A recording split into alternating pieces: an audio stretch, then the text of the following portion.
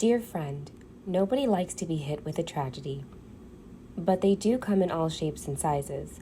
Usually tragedies come with a ready or not, here I come, with no warning, and our attitude is, oh no, please not me, not again, what a disaster.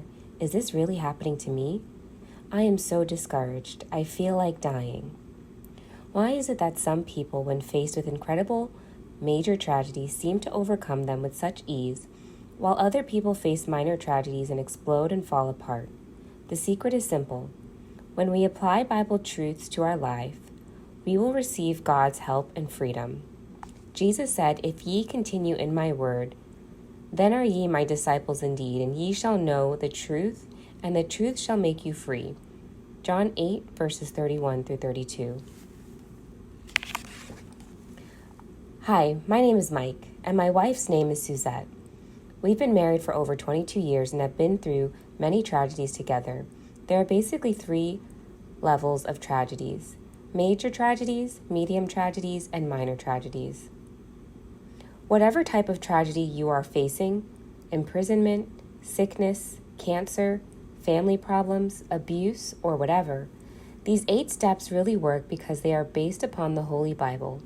And when you truly apply Bible principles to your life, there is freedom.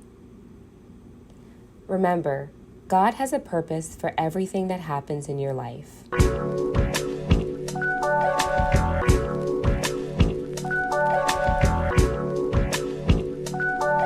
And we're back for another Gab with Abigail. If you aren't back and this is your first time on my channel, hi, welcome to Gabs with Abigail, where we talk about the Bates and Duggars and other D-list fundies.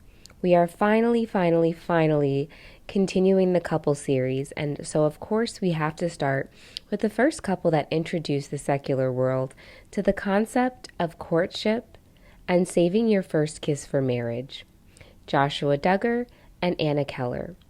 With Josh's recent CSAM possession conviction, the biggest question everyone is asking is how can Anna, the mother of 7 children, 4 of whom are little girls, not only stay, but publicly support Josh? This video is going to be loosely structured around Anna Duggar's parents' circa 2000 book, When Tragedy Hits. A book that is almost prophetic, but also telling of the mindset of the kitchen table cult Anna grew up in. I hope at the end of this video it brings people a little closer to giving Anna grace and looking at her situation more compassionately. I think it is the easier choice to be angry at her and leave it there. Are we not justified in being angry? Are we not human to be worried about the young children involved? But I think we need to take time to understand that an angry, judgmental, secular world is not going to bring Anna to her sense. Perhaps you're watching this and believe she is past the point of return, and therefore there isn't any point trying to be kind and patient. In which case, I want to point out then, if not for Anna, then for the women in her situation who do not have Anna's huge safety net, women who might want to leave, but see how the world is treating Anna, and so they choose to stay too. You can have compassion for people while thinking they are making absolutely terrible choices. However, Anna and others like her do not need an I told you so in the midst of their entire world falling apart. But also we do not want to be contributing to Anna and Co.'s Christian persecution mindset. So without further ado, let's get into it. Step 1. Seek the Lord with all your heart. The Bible says in Hosea 10, verse 12, "For it is time to seek the Lord." My friend, God has a blessing for you if you will just seek him with all your heart. Jesus said in Matthew 5, verse 6, "Blessed are they which do hunger and thirst after righteousness, for they shall be filled." What does it mean to seek the Lord? Anna Keller was born in Gainesville, Florida on June 23, 1988, making her a Cancer, and that alone probably answers why she stayed this long. Anna was a rainbow baby, born at the tail's end of the Make America Great Again Reagan years and the beginning of third-wave feminism. Like most of the Duggar children, Anna's parents, Mike and Suzette Keller, were already involved with the Independent Fundamental Baptist Church, IFB, IBLP, and the quiverful movement at the time of her birth. Anna is their fifth child, technically sixth, after the loss of their infant Joanna. And 3 more children would follow her.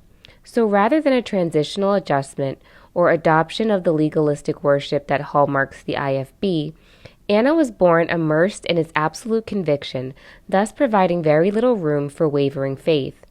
There was no other life to necessarily compare life to, having been born into the closed separateness of the IFB and the Institute of Basic Life Principles.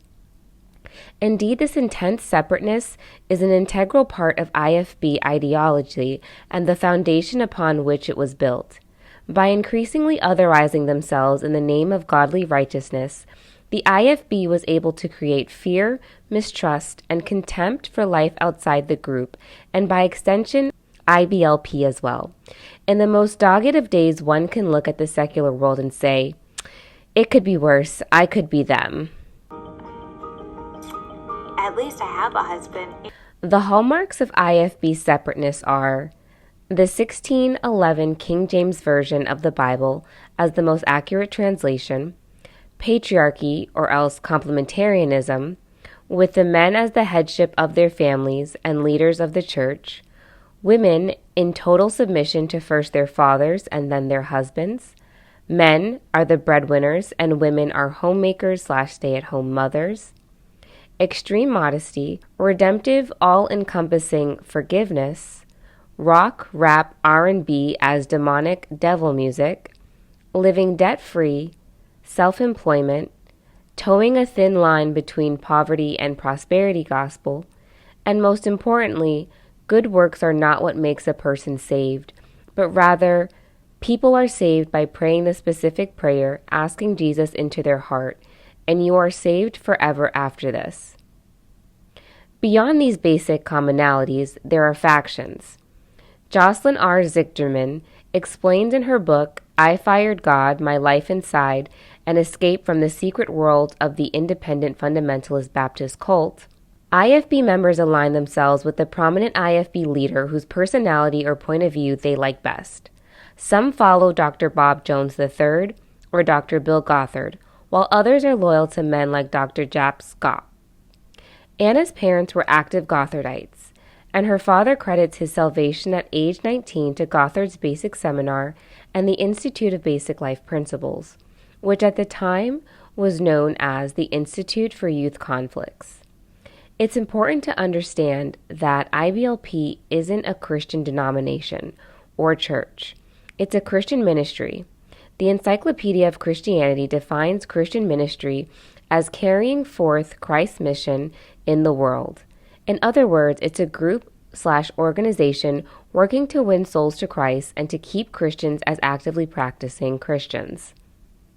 This is precisely what IBLP would be for Anna's father in 1978 and beyond. However, as early as 1973, Gothard's ministry and teachings were being criticized by religious scholars for misusing the Bible, particularly the Old Testament, and for being dangerously authoritarian. When Mike Keller attended the Basic Seminar in 1978, Bill Gothard was in the throes of a sexual scandal involving not only his brother Stephen, but Gothard himself. How Gothard handled the accusations of sexual impropriety were a clear red flag that IBLP was culty. Because had the situation involved anyone else that was a part of IBLP, they would have been made to step down or kicked out. Gothard had, quote, blatant disregard for his own vaunted principles when they conflicted with his will. And when confronted about the issue by the IBLP Board of Directors, Gothard refused to acknowledge or submit to their authority. Creating rules and standards that don't apply to themselves is Cult Leader 101.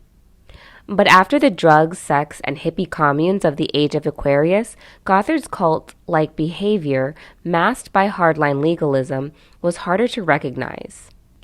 It is during this sexual scandal in the 70s that Bill Gothard starts teaching about Matthew 18 and the right way to confront and forgive bad actors.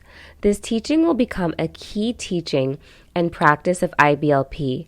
Matthew 18 is mentioned in the Duggar Daughters 2014 Growing Up Duggar book and the 2022 IBLP public statement regarding their stance on abuse. On March 25, 1976, Bill Gothard introduced brand new teaching on Matthew 18. The basic seminar always included an overcomplicated approach to addressing conflict and bad behavior called a wise appeal. The new teaching on Matthew 18, specifically verses 15 through 17, requires that any grievance you have with someone be addressed first privately between just you and that person. If they don't listen, then you need to speak to them still privately, but with one or two additional witnesses. And if still the person doesn't listen, you can bring that up to the church. If the behavior continues, well, God will deal with them as the last and ultimate accountability, since they personally won't do it. And they should be treated as someone who is not a Christian until God convicts that person in their heart to repent. This teaching, as Gothard and IBLP use it, is extended to every offense, no matter what it is. And then that Matthew 18 goes on to say in verses 21 through 22, "Then Peter came to Jesus and asked, 'Lord, how many times shall I forgive my brother or sister who sins against me? Up to 7 times?' Jesus answered, 'I tell you, not 7 times, but 77 times. This verse is commonly interpreted to mean that there isn't a limit to how many times a Christian should forgive someone who transgresses against them. In a normal Christian setting, I don't think this sort of message about forgiveness is cause for alarm. Forgiveness can have boundaries. But in the hands of IBLP, it is an entirely different manipulative ballgame. I'll say it again. Bill Gothard creates this intrinsic IBLP teaching at the time when he needed to cover up and deflect accountability for sexual abuse. It was impossible for this to not lead to more unfettered abuse, especially in the greater context of Gothard's chain of authority and its demands for absolute obedience. Gothard's teaching seemed to provide simple answers for people yearning to have life's most difficult questions answered. His quote-unquote basic principles and forgotten truths brought them back to their childhoods, a world seemingly without the complicated nuance of women's lib, gay rights, the sexual revolution, and Black Panthers. So in this vein, basic seminar attendees welcomed Gothard's unique biblical interpretations, excusing or else unaware of his propensity to misuse scripture to prop up his claims. This frequent misuse was yet another cult leader red flag. Don Benoit, president of the Midwestern Christian Outreach, says, "But then, who doesn't occasionally quote a scripture verse in support of a point it does not prove? We all make this mistake from time to time. That doesn't mean that Gothard's or our teaching is dangerous, does it?" Benoit continues, "While this reasoning may pacify the conscience of a seminar attendee, it will also set that person up for difficulty because, 1. Gothard's view of submission to authority is the foundation upon which he builds many of his other teachings. 2. By the time Gothard deals with the subject of authority, quoting verses that do not prove his point has already become something of a habit for him.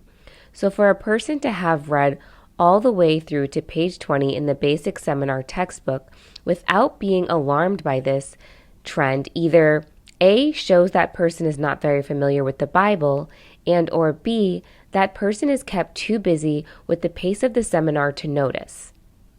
Only the more informed and alert seminar attendees would be likely to pick up on these problems. It's even easier to manipulate new Christians when the only approved Bible translation is the ye olde King James Version. It's not misuse if it's the first time you've heard it. It's important that we emphasize that Gothard and IBLP are what brings Anna's father into Christianity and Scripture. Not only was he more easily manipulated, but also he was then empowered to continue the spread of scriptural misinformation as the headship of his household. Anna's mother, Suzette, was raised as an active church-going Christian her entire life, so in theory, already would have had a pretty solid foundation for understanding the Bible when she met and married Anna's father. Certain uses of Scripture should have initially made her raise an eyebrow. However, the common IFB teachings of wifely submission would not have invited her to freely express these misgivings if she did have them. But also, I'm sure, like many others, because there was an overwhelming majority of IBLP teachings she wholeheartedly agreed with, any small doubts she possibly had were minimized and ultimately squelched. The Keller children were some of the earliest participants in IBLP's Advanced Training Institute homeschool curriculum, and this formed a huge basis of their education. While I hope their mother supplemented other areas of their education with curriculum besides ATI, we don't know for certain. ATI alumni Heather Grace Heath explains in her book Lovingly Abused, the Advanced Training Institute, ATI, is the private fundamentalist homeschool organization. The organization has physical locations for its headquarters and various training centers, but ATI isn't a place, it's a program. The ATI info booklet says of the program, in the scope of the curriculum, the Bible is the main textbook, and the wisdom booklets comprise the core curriculum. ATI training begins with Scripture and combines valuable academic information, character training, and biblical life principles. Anna's older sister, Priscilla, reflected fondly on her website that, through this curriculum, we were able to keep our focus on God's Word, God's ways, and God's character. So let's discuss this curriculum. The ATI Wisdom booklets were 52, now 54 booklets based on Matthew chapters 5 through 7, the Sermon on the Mount. The Sermon on the Mount is, in the most basic terms, is the longest continuous teaching/preaching by Jesus in the New Testament. Each booklet covers science, law, medicine, linguistics, history, and mathematics. In each booklet, all of these subjects are ostensibly linked to the Bible. Already from Wisdom Booklet number 1, we see how IBLP misuses Scripture to support whatever point they are trying to make. Under mathematics, one of the reasons listed why mathematics is important to God is, quote, because of the nature of God, accuracy, consistency, creativity, etc., numbers are important to him. Well, the nature of God is not at all the regular definition of consistency. If we could just do things to earn God's favor, what would be the point of the story of Job? Why then is Anna's married life the current shit show it is right now? The very nature of God's grace suggests that the idea of good behavior being rewarded by good things and bad behavior, bad things, is a little ludicrous. What would be the point of having faith if all we had to do was stay obediently under the umbrella of authority?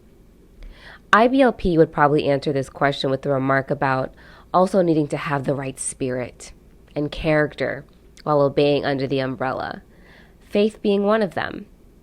You'll need it when the umbrella that's supposed to be protecting you has some holes in it.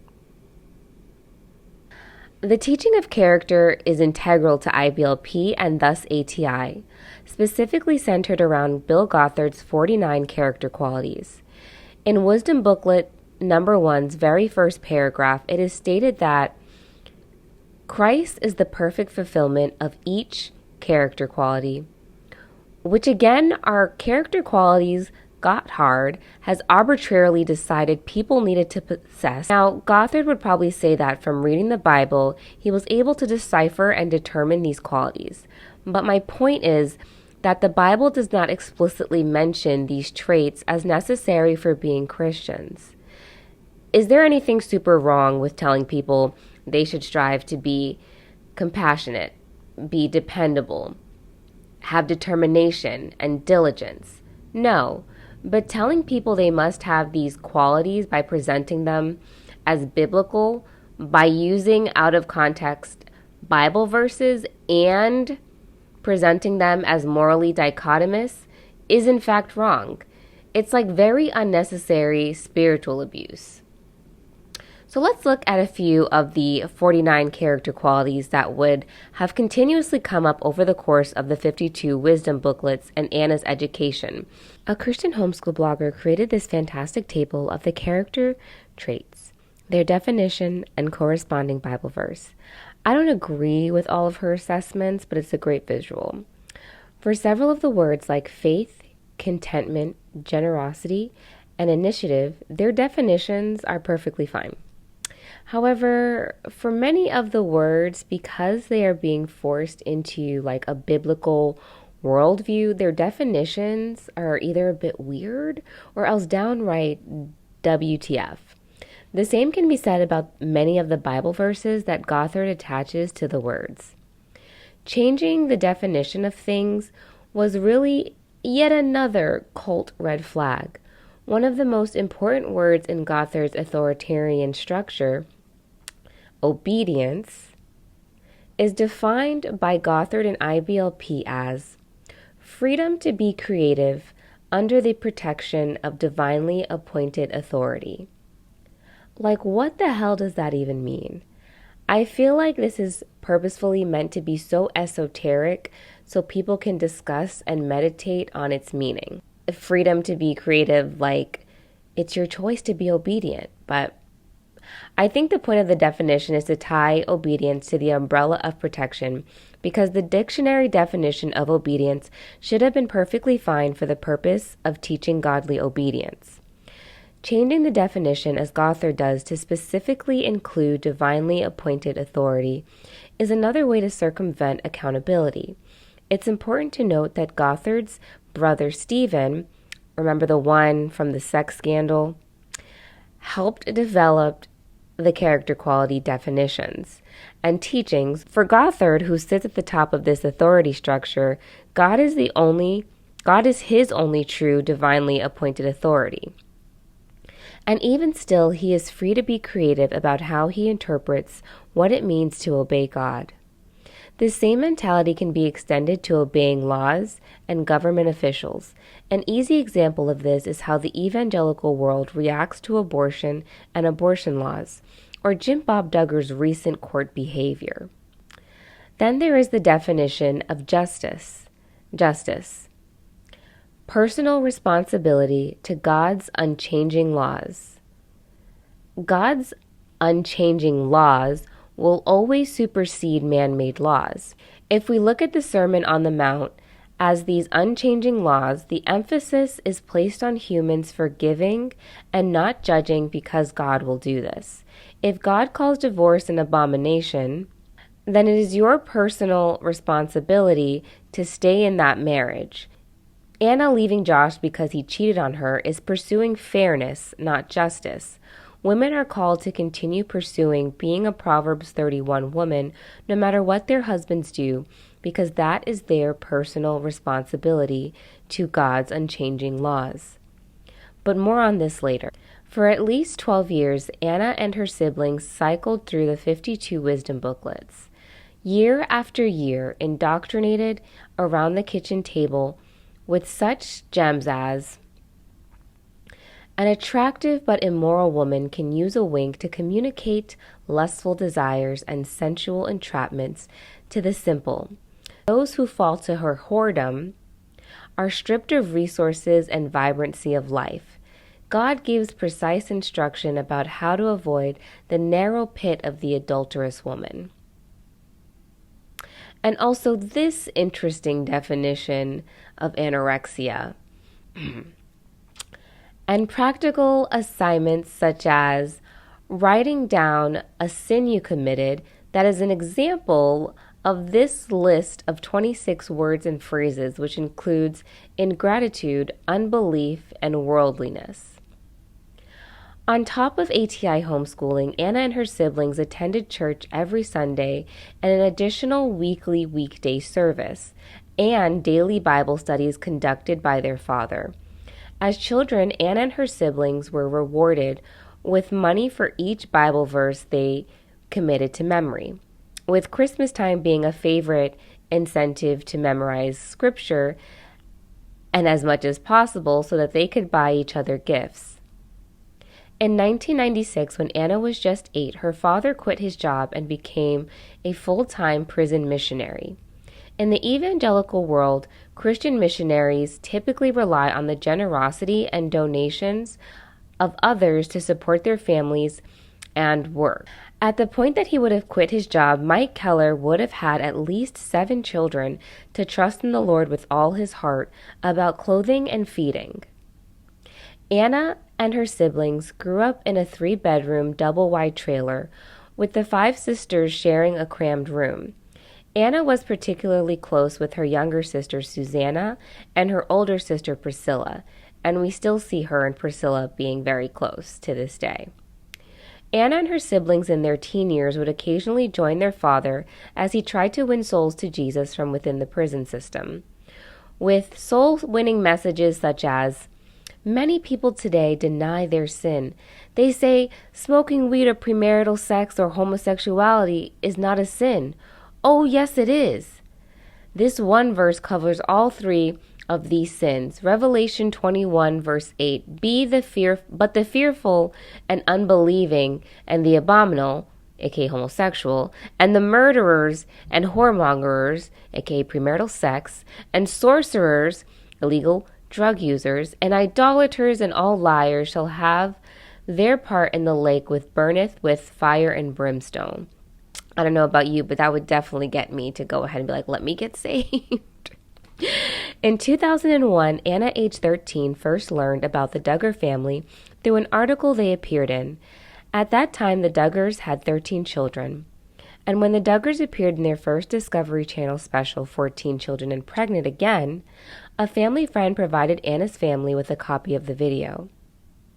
As my family watched it, I noticed how Joshua, then 16, talked about the importance of guiding his heart and waiting for someone who would really love him and wasn't going to just get carried away with emotion. There's so many people out in the world, and it's not hard to find somebody. It's just finding the right person and someone who's going to stick with you for the rest of your life and someone who's going to be there for you.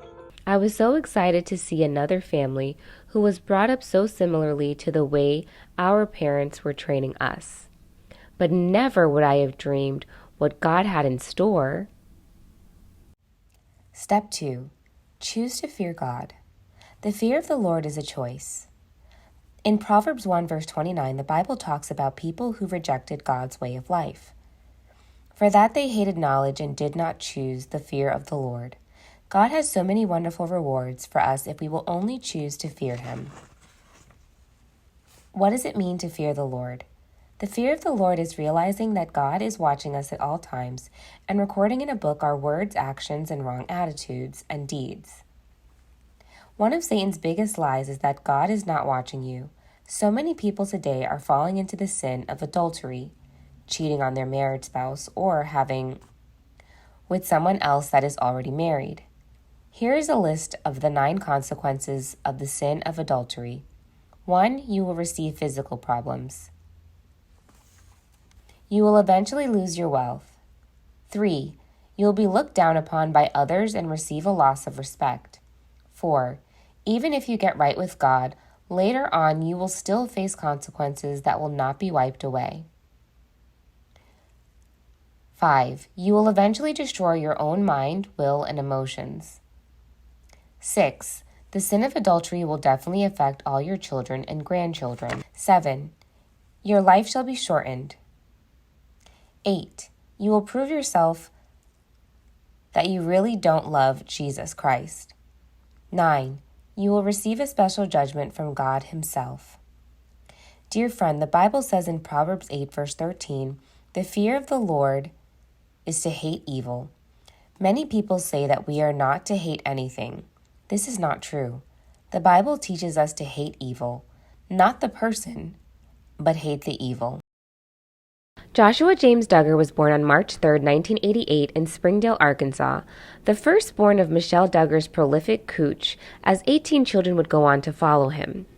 Joshua was born precisely at the time his parents were wading into the deep, murky waters of Christian fundamentalism. Jim Bob and Michelle Duggar had been married for at least 4 years when Josh was conceived, as they had been using birth control. We can see from photos that Michelle was still wearing pants and shorts for this early part of their marriage. For those people not born into fundamentalism, most describe the descent into it as a slippery slope. One day you're wearing pants, the next you've got on an oversized collar and 15 kids. Jim Bob's descent into fundamentalism seemed to be triggered by childhood trauma and the lack of control over his circumstance as caused by his father. Watching his mother struggle as a direct result of his father's actions and poor decisions, it makes sense that an organization like the Institute of Basic Life Principles would be so appealing and logical to him. He had felt the ramifications of the umbrella of protection, not necessarily by stepping out from under it, but from a sinful father who was not right enough with God to protect his family. There are 2 red flags in the early part of their marriage that stand out to me, and that are kind of red flags that they were getting ready to get caught up in a cult. One, that Jim Bob was already priming himself as the sole provider and breadwinner by telling Michelle she didn't have to work if she didn't want to. Normally, this is not a big deal. Great, in fact. Abigail's dream life includes a husband saying just that. But it's that he was setting himself up, Jim Bob, to be the most control of the money. It would be at his prerogative to discuss how money was spent and his final decision. Again, because Jim Bob and Michelle are a genuine love match, it's kind of whatever, and Michelle did work beside him in those early years of marriage and occasionally as a substitute teacher before they had Josh. But also Michelle had a happy childhood with her father as the breadwinner, and Jim Bob had a difficult one with a mother who had to work. Biblical patriarchy probably sounded like 1 + 1 = 2 to them. The second red flag was their decision to get rid of the television in their home. How they tell it, they received marital advice that they would have a closer bond without a TV in their house, and did without one for the first year of their marriage, circa 1983-1984. And when they introduced a TV, they found that they were communicating less with each other, and that the programming was immoral. So they got rid of it. Well, okay, I'm sure that's true, but also, IFB pastors also preached entire sermons on the evils of the television set. In the 1970s and 1980s, television smashing sessions came into vogue. The pastor would tell the church members who wanted to rid their homes of evil to come to worship prepared to destroy their television sets. Fathers, many of whom had worked long and hard to save up for a television, lugging their sets out of their cars after Sunday services and hurling them onto the pavement behind the church. Then they would use baseball bats to smash the TVs to pieces. So already there is this early introduction to information controls that again seems innocent enough, but Joshua and his siblings would grow up watching only very carefully curated educational programming or else thoroughly vetted, family-friendly programming like I Love Lucy. It's extremely interesting that this was not necessarily the attitude they would take with the computer and internet use. It's understandable that they wanted their children to be computer savvy in the new internet age, but seem to have thought a Christian filter would suffice to censor the World Wide Web. Pretty sure a Christian internet filter would not think to report someone looking up how to access the dark web, but I'm going to digress. Michelle and Jim Bob described the period with just one child as, quote, in many ways the busiest times of our lives. This is due to the various business dealings that they were getting off the ground. These businesses were the car lot, a towing business, dabbling in real estate, and Jim Bob continued to stock groceries for a while. Michelle would often show people cars with young Josh on her hip. Michelle got back on birth control after Josh's birth, and when she got pregnant again anyway and miscarried, their reaction to this devastating news would set Josh's life on a collision course. Because rather than just telling Michelle and Jim Bob that not consistently taking your birth control pill will decrease its effectiveness, which was probably the case during the busiest time of their lives, and that miscarriages can just happen, as proven by all the non-birth control using women in their orbit who have had one, their doctor told them that getting pregnant while on the pill probably led to the miscarriage. The quiverful lifestyle would mark the Duggar family forevermore. The Duggars were first introduced to the concept of homeschooling at a seminar in 1989 when Josh was still less than a year old. Homeschooling was still relatively uncommon, but having met others in the area doing it, they decided to get on board. So in 1992, when Josh was 4, they began his homeschool education. We headed off to Knoxville, Tennessee, to that first Advanced Training Institute Regional Homeschool Conference. We asked other parents at the conference about their family's experiences, and we heard repeatedly that one of their favorite things was that homeschooling brought their children closer to one another. They said that instead of going away to school and developing best friends from other families and then focusing on interests they shared with those friends, homeschooling cultivated an environment in which their children became each other's best friends. And homeschooling lets children learn to socialize with others of various ages rather than with a classroom of students all the same age.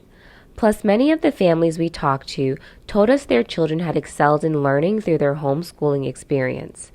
After that first conference, we were both brimming with enthusiasm and eager to get started, thus beginning the 12 years of Joshua's own kitchen table indoctrination, which, let's face it, absolutely did not work, or maybe he was just conveniently absent. The week Wisdom Booklet 3 taught, justice is based on the principles of God's words, which are totally consistent with his holy character. The principles of justice are universal and are not optional. Justice reveals the true nature of God. It also exposes the rebellious nature of man. Justice requires full payment for every violation of God's holy law. What's that Bible verse about not doing things to kids? Mercy. The provision which God has made in that his Son has paid the full price for man's violation of his holy law. Mercy is withholding from us the just punishment of our transgression. Mercy is given to those who affirm God's righteous standards and confess their failure to achieve them. So you should admit when you do something wrong in order to be shown mercy? That's interesting. Couldn't have been there that day for this lesson. Fairness is, fairness in quotations, mind you, lowering God's standards to the level that can be achieved with our human will and ability. Fairness is based on man's value system and timetable. It's the product of human comparisons. Fairness is looking at a situation from the viewpoint of each person rather than from the viewpoint of God. Let's look at justice versus fairness, distinguishing God's justice and mercy from man's fairness. Justice is based on the universal, unchangeable principles of God's word. Example, God alone is the giver of life. No individual has the right to destroy it at his or her whim. Oh, we're getting a little pro-lifey and, don't murder. Fairness. Fairness is based on the variable customs of a society and the changing will of the majority. Example, I was right. I called it. I knew this was going to be a pro-right plug. Pro-life plug. Example, fairness laws now give mothers the right to decide whether or not they want their unborn children to live. Justice establishes guilt when God's standards are violated.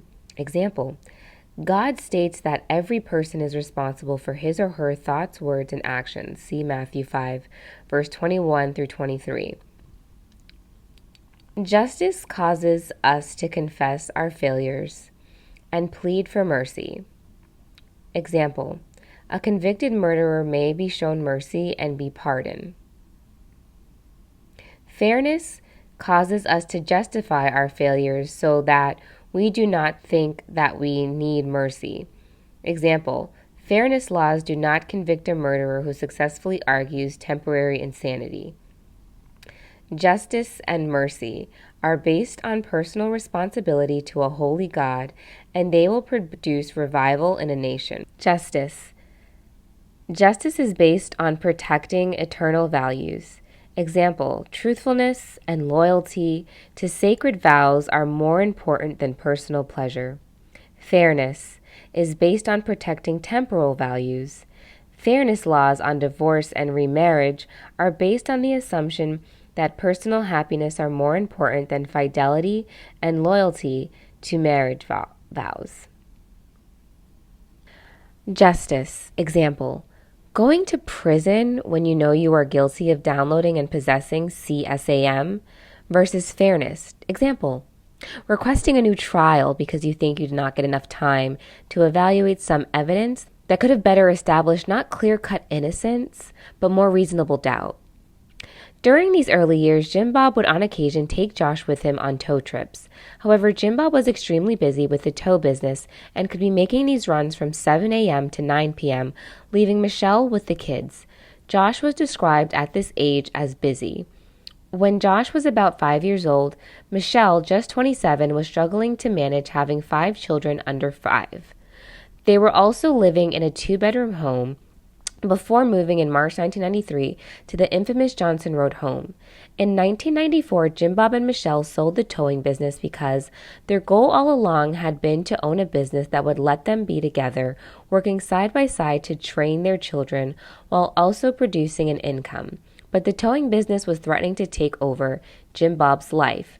Business had been so good, family interruptions had been so frequent. Jim Bob and Michelle said they sold the business so that Jim Bob could be more involved in training the children. But fundamentally, from their conservative traditional gender role perspective, the primary responsibility of running the house was always going to fall on Michelle's shoulders. Whenever I hear Michelle's testimony about crying in the laundry room, doing laundry for 7 small children and 2 adults, all I can think is, where the hell was Jim Bob? This story is supposed to be this great, oh, look how God provided when I celebrated him in my weakness ass story. But also, girl, where was the man who kept impregnating you? Because you was not the Virgin Mary, yet only one person was crying in that laundry room, doing laundry till 3 a.m., and only one person was falling asleep at the children's piano lesson the next day. Emily Hunter McGowan shares this observation in her 2018 book, Quivering Families, The Quiverful Movement, and Evangelical Theology of the Family. While quiverful literature, particularly the materials written by men, often emphasize the father's duty to lead and shepherd his family, the ideal can look very different in daily practice. Often what the fathers do by financing the work of the home is enough, while the rest falls on the mother's shoulders.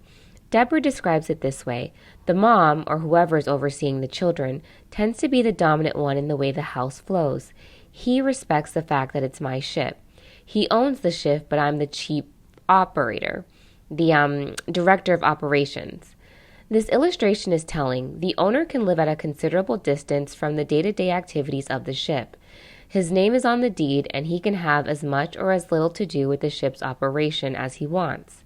But if Deborah is the director of operations, then she really does do it all. A Reddit AMA from a former Duggar insider had this to say of the Duggar home.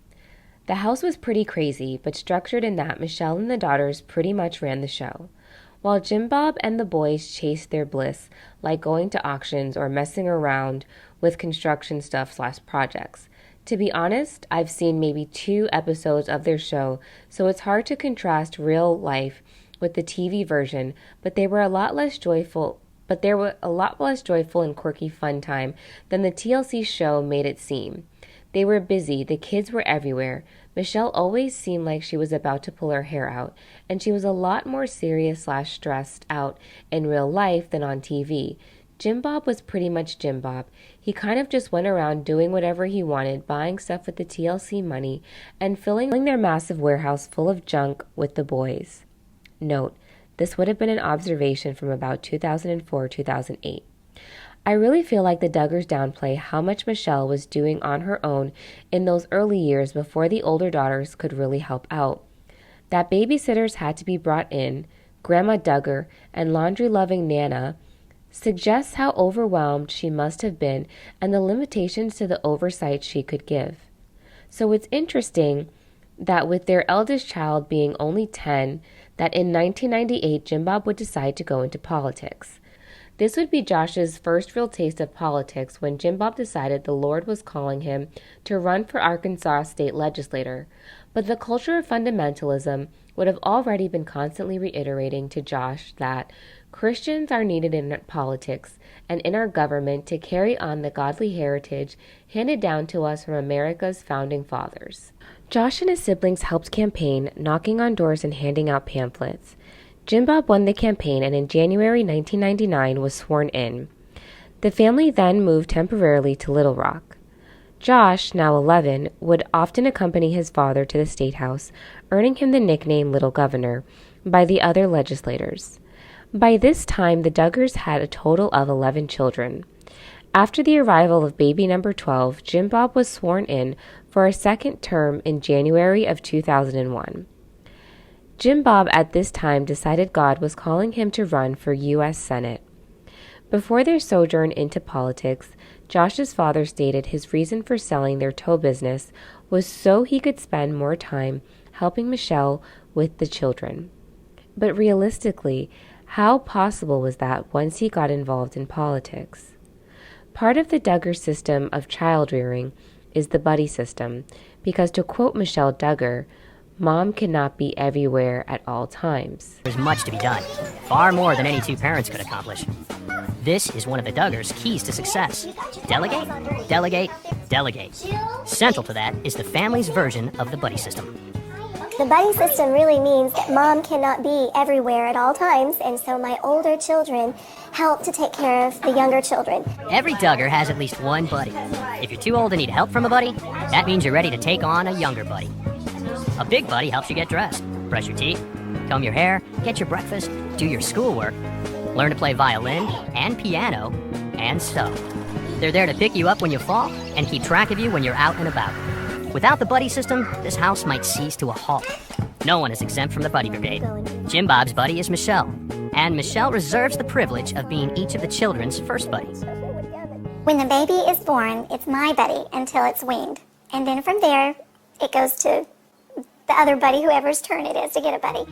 And it's during all of this in 2000 that Josh, age 12, first begins inappropriately touching his sisters. However, it's not until 2002, when he is 14 years old, that Josh comes to his parents and confesses that he had been forcibly fondling two of his younger sisters as they slept. And our son Josh came to us on his own, and he was crying, and he had just turned 14, and he said that he had actually improperly touched some of our daughters.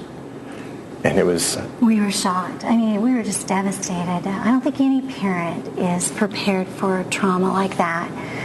And I think we had one ray of hope in that Josh had a tender conscience, and he was the one that came and shared on his own, even though the others really didn't know anything of his wrongdoing. I think as a parent, we were devastated. Did he explain why? I mean, was that a question that you asked? He said he was just curious about girls, and he had gone in and just basically touched them over their clothes while they were asleep, and they didn't even know he had done it. Mm-hmm. And so we went, and the first thing was to protect the girls, and so we went in. The girls all sleep together? Mm-hmm. Yes, the girls had 2 bedrooms at the time, but anyway. How many girls were we talking about? We had 5 girls at the time. Okay. And so, but anyway, he went in and said he had done this, and so we, first off, of course, really talked to him, and then we went and talked to all the girls and the children. It was so important for us as parents to talk to our girls and make sure that nothing else had happened. And so what did they say? Well, one by one, as we talked with them, none of them were aware of Josh's wrongdoings. So they learned about it from you? Yeah. Yes. Josh told them he was overly curious about girls and making bad choices. This sort of confession would be shocking to any parent, no matter what. But it was their firstborn golden boy, Josh, who was given a dedicated section of A Love That Multiplies called Josh the Entrepreneur, regaling his ambitious sojourn into business at 12 years old with a bike repair operation. Their darling Joshy, who in family videos would play church with his siblings. He was probably 11 or 12 at the time, and Jim Bob was running for the legislature. Josh has always been an outgoing leader who can talk to anybody about anything. In the Old Home movie, he has gathered up a flock of his younger siblings on the bunk beds, and he's delivering an impassioned message, combining the gospel message and political commentary. They that be with us are more than they that be against us, he would shout as part of his loud, earnest speech. His words are accompanied by dramatic hand gestures, wild facial expressions, and a domineering stage presence that had his little congregation falling over with laughter. Surely this Josh could not be in Satan's deviant clutches. Michelle and Jim Bob spoke with their daughters to try and see if they had been aware of what Josh was doing. At this point, they were not, because Josh did touch them while they were awake, but in a manner that he knew had sexual intentions, but they, innocent little girls, did not. The Duggars decided to teach them about inappropriate touch and appropriate touch, and did not initially seek counseling for any of the kids. They leaned further into their conservatism. They put up what they called safeguards as outlined by IBLP counseling materials.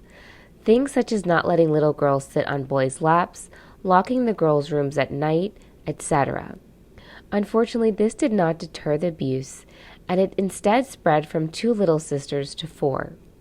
According to Jim Bob, they gave Josh punishments and kept a closer eye on him. Despite being locked out of the girls' bedroom, Josh's behavior escalated to the point he was willing to try and touch them as they slept on the living room couch during the day. At 15, his behavior continued to escalate, and on March 30th, 2003, Josh confessed to his parents that during Bible time, he had touched under the clothes the private area of his youngest sister. She would have been about 5. And it's at this point that they decide to finally remove Josh from the house, despite the fact that he had been doing this for at least 3 years. Now, during this time, Josh was courting/betrothed to Kaylee Holt, who was the eldest daughter of Jim Bob and Michelle's best friends, Jim and Bobby Holt. Jim Holt was a church leader of the Duggars' home church and also a local politician. He and Jim Bob had been friends since 7th grade. Kaylee and Josh's courtship ended the day of the 2003 confession. Josh's parents finally told their other children that, and for days and days I was saying, Josh has done some very bad things, and he's very sorry. Josh had done some very, very bad things, and that he was really, really sorry, before sending him away from the house. Rather than get Josh professional counseling, Josh was sent from the Duggar home to a Christian counseling/labor camp run by IBLP. They also had Josh speak to a police trooper who did not file charges because it appears he did not know the full extent of the abuse to file the appropriate charges. According to Jim Holt, Jim Bob was not fully forthcoming with the truth. This same police officer would later be convicted of possession of CSAM. 2003 is also when the Duggars began attracting major media attention. A picture of the family on Election Day from when Jim Bob ran for Senate ended up in the New York Times, and this caught the eyes of a freelance journalist who wrote an article that ended up being published in Parents Magazine. The article would bring the Duggars to the attention of the Discovery Channel and eventually TLC, and from it the first Duggar TV special. Josh, despite the confessions, would be featured prominently in all the initial TV specials, because despite the trauma going on in their home, Josh's parents decided to maintain a facade of normalcy. Again, this media exposure is how Anna learns about the Duggars. So the first time Anna is made aware of who her future husband was, he was in the midst of being punished for having recently been molesting his sisters. Without even realizing it, the foundation of their relationship was already a lie. Now, the Duggars will say the reason they continued with the specials and TV show despite the issue with Josh was because of the chance to spread their ministry. And we're going to ignore for a moment how their ministry is, because again, if it's producing children like Josh and victims like his sisters, as proven by the fact that IBLP produced counseling materials about it.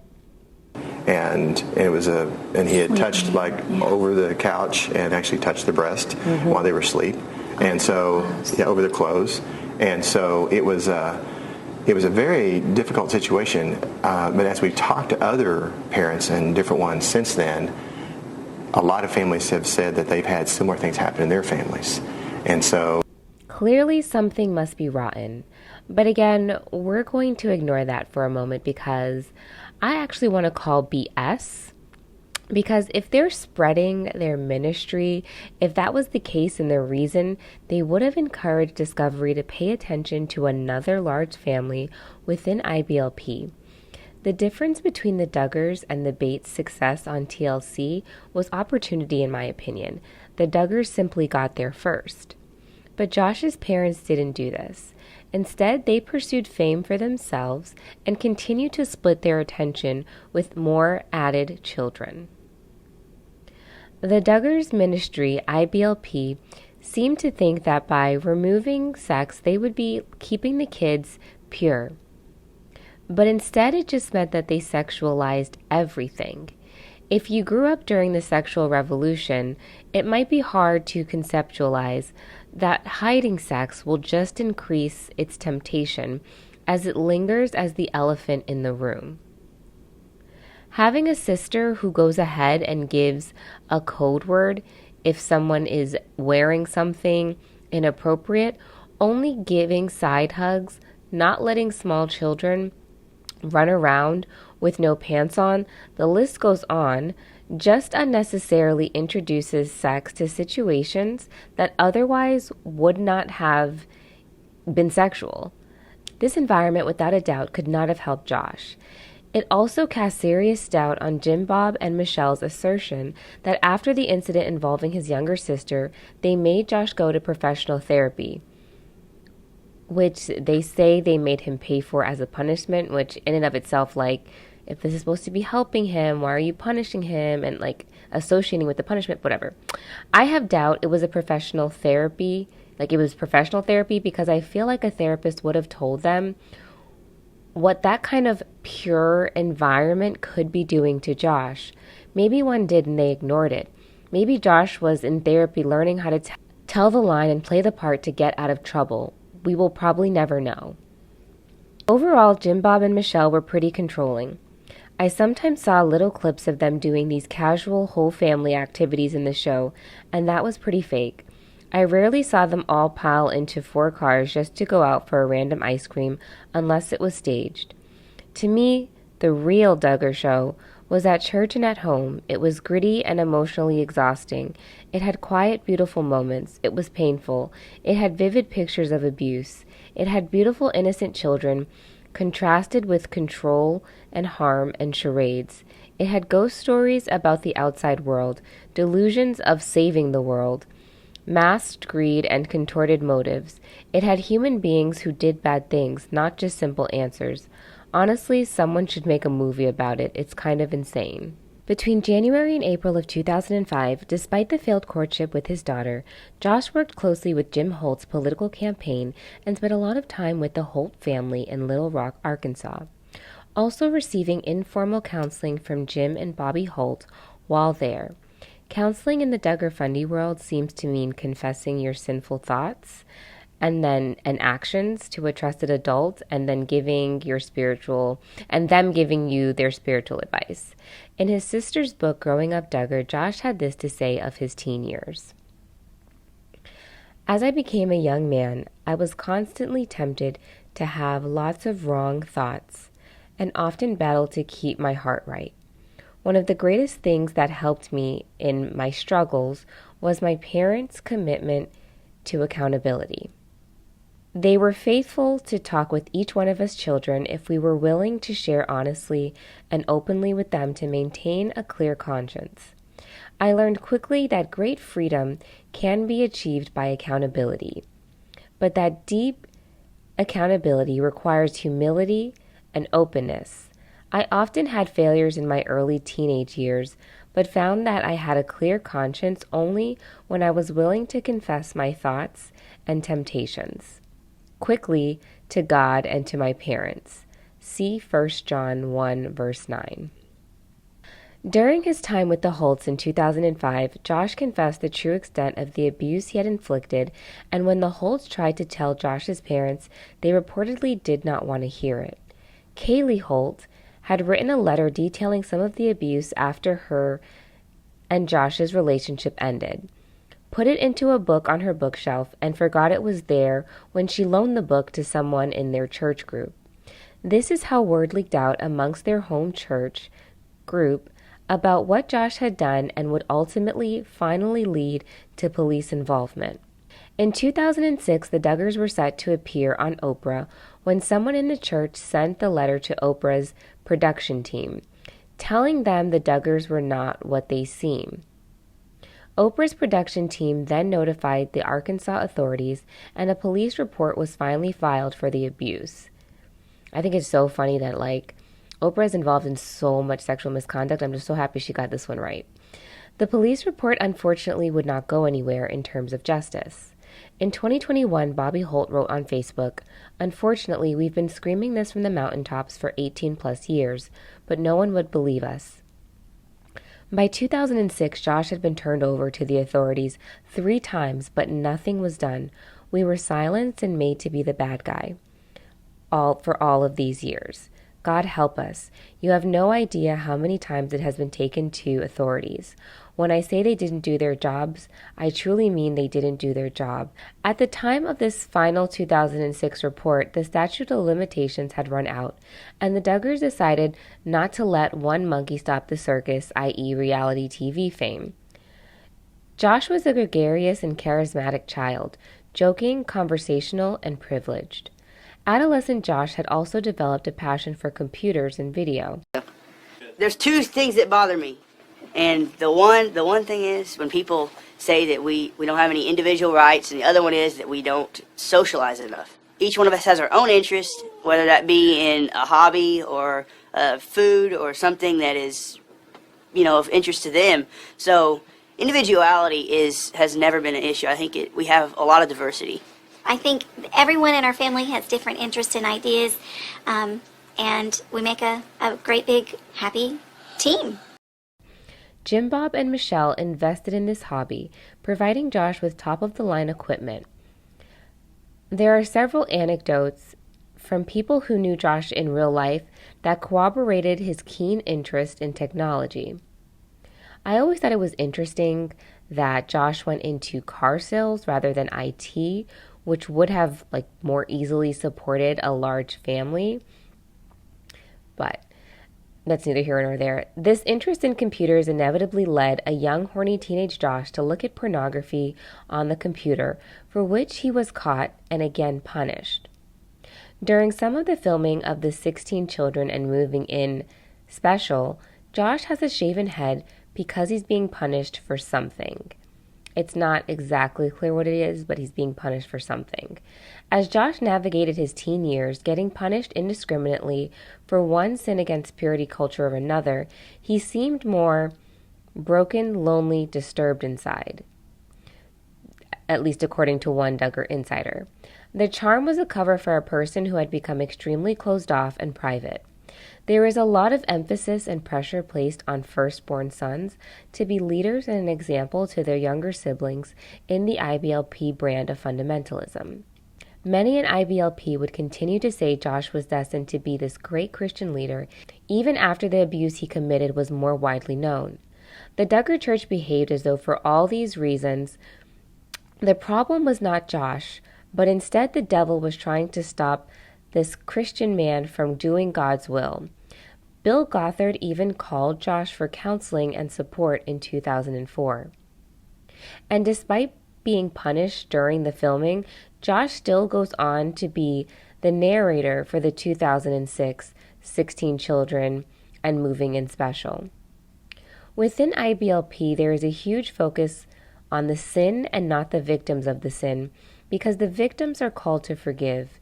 Any emotion beyond forgiveness is a personal choice and not the fault of the one who perpetrated the offense, because forgiveness should be all-encompassing and freeing.